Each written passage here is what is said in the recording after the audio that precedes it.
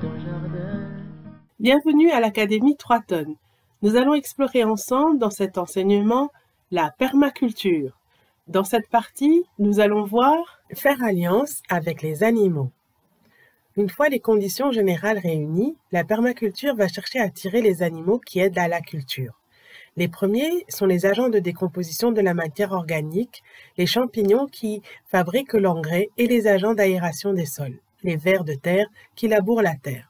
C'est pour cela qu'en permaculture, une fois que le sol est préparé et que la matière organique déposée à sa surface, on ne la retourne jamais pour ne pas détruire l'habitat de ces agents et stopper leur précieux travail. On la pique juste et la soulève un peu avec par exemple une grelinette. Les seconds animaux à attirer sont les agents de pollinisation, comme les abeilles, les libellules, les papillons, qui transportent les pollens de fleur en fleur et contribuent au renforcement de l'ADN des plantes qui vont produire plus de fruits et mieux résister aux maladies. C'est pour cela qu'en permaculture, on va mettre dans le jardin ou à proximité des troncs d'arbres et des coins d'eau pour leur fournir des lieux d'habitation et les inciter à rester. Il arrive qu'on ait trop d'insectes et qu'on soit tenté de les éliminer par des produits chimiques, mais on se prive alors de leur aide et on supprime indistinctement d'autres espèces utiles en même temps.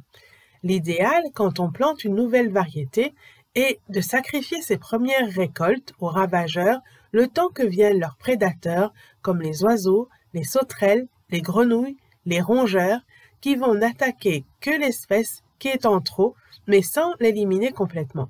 C'est pourquoi, en permaculture, on va planter des petits bosquets et des haies où ils peuvent faire leur maison et faire leur travail de pesticides naturels.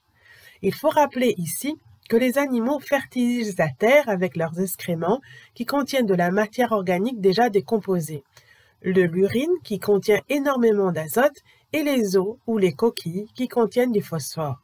Attention, quand ils sont trop nombreux, ils attirent les grands prédateurs, comme les rapaces et les félins.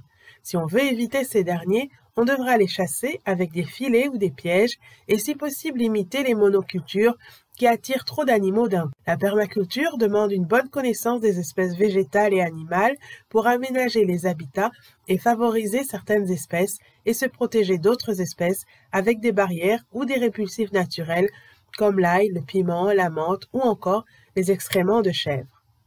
Ici s'achève cette partie de l'enseignement sur la permaculture. Vous pouvez maintenant contacter le centre de formation pour nous poser vos questions et valider que vous avez bien compris cet enseignement avant de passer au suivant. Vous pouvez bien sûr, avant, écouter l'enseignement autant de fois que vous le jugerez nécessaire.